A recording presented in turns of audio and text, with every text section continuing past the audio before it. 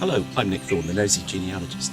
In this video tutorial, you're going to learn 5 techniques that professional genealogists use in order to find those elusive English or Welsh ancestors who are lost in the records.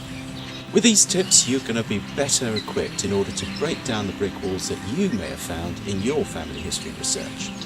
Look, I've been researching family trees for many years. I write a family history help blog.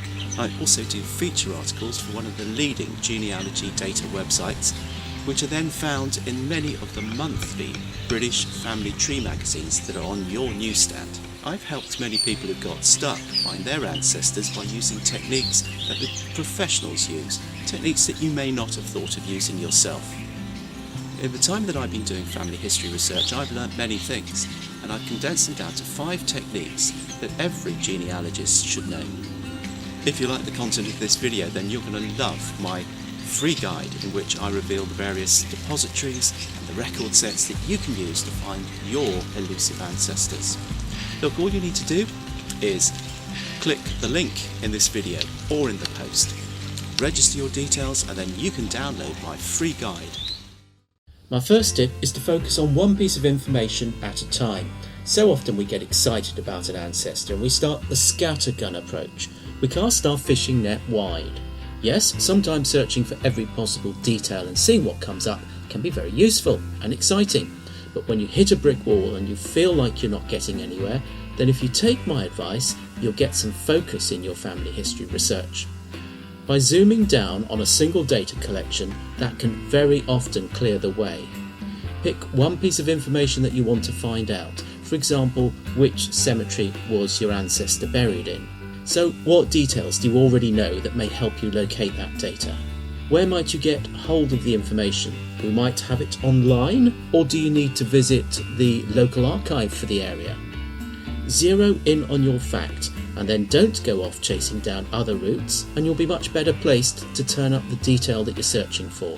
Now, tip 2 is to think laterally and think creatively about the spelling of names. Not all our ancestors would have been able to write, so they probably didn't know how their name was spelt. When we're looking for ancestors, we can become too fixed on a fact and so not find them because they're hiding under a different name or maybe in a different place from where we expect them to be. Even though I've told you to focus in on the fact, you must still think laterally so you're aware of people who might be the person that you're seeking. Remove your blinkers, and that may allow you to see a name that has been spelt differently and realise that they're the person that you're seeking. Think how their name sounded in the regional accent for the place that your ancestor lived, because remember, the person filling in the document may have written down what they thought they heard. So if you use a bit of lateral thinking, that can help you spot likely entries that may be your ancestor hidden in plain view. Tip 3. People lied about their ages, even in the past. Yeah, people are notorious for not admitting their correct age. On marriage certificates, spouses often tried to hide if they were a lot older or maybe a lot younger than their betrothed. And this can lead us to discount someone because they don't match the details that we have for our ancestor. But are you sure of the dates? Have you allowed a little bit of license in their ages? Follow your ancestor in several censuses and you'll see that the dates can vary a little or sometimes even a lot. Don't make the mistake of adding the wrong person who happens to have the same name as your ancestor but is a 60-year-old woman and so can't possibly be the mother of the 2-year-old child in that household. So use a little common sense and your family tree won't then be filled with the wrong people, and likewise you won't miss those who are pretending to be older or younger, whichever they wanted to be at the time. My tip 4 is to search the databases individually. Now, most of the data websites allow you to search across all their databases and return to you lots of results, and that's oh so convenient when you're on those sites to look for your ancestor using the all records search. Now, that isn't always the best thing to do. Searching every database on a site using all records means that a massive amount of records has to be sorted through by their search engine and then served up to you. And of course this means that you get bombarded with lots of results, and the relevant results can quite easily get lost in the mix.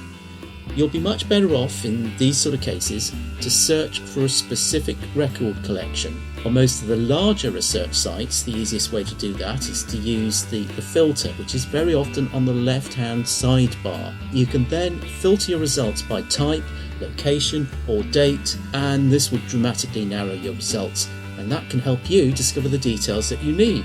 Some sites allow you to select individual databases to search instead of doing the all-encompassing all records. Now, you might be surprised at just what details get lost in the melt when you search too broadly.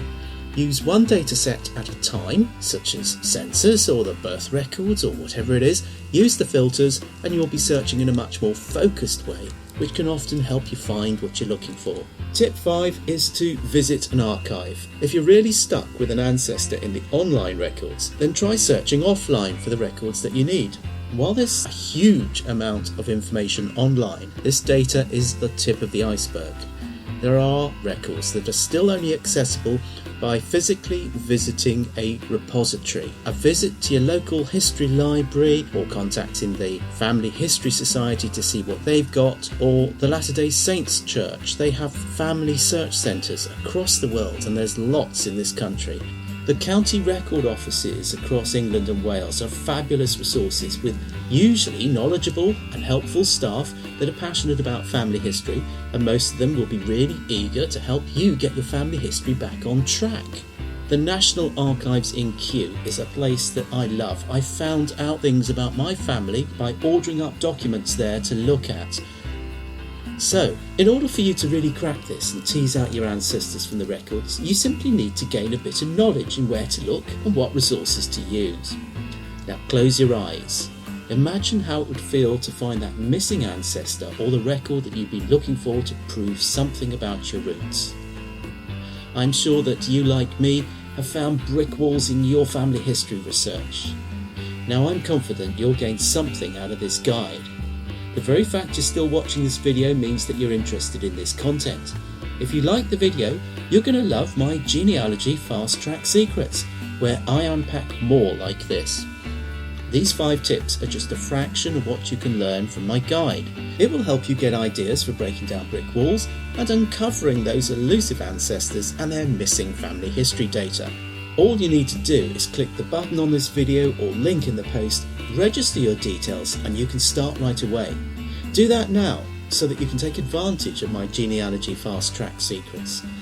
So commit yourself to learning more and get your family tree research sorted like a professional. Click the button on this video or the link in the post, register your details and download the guide now.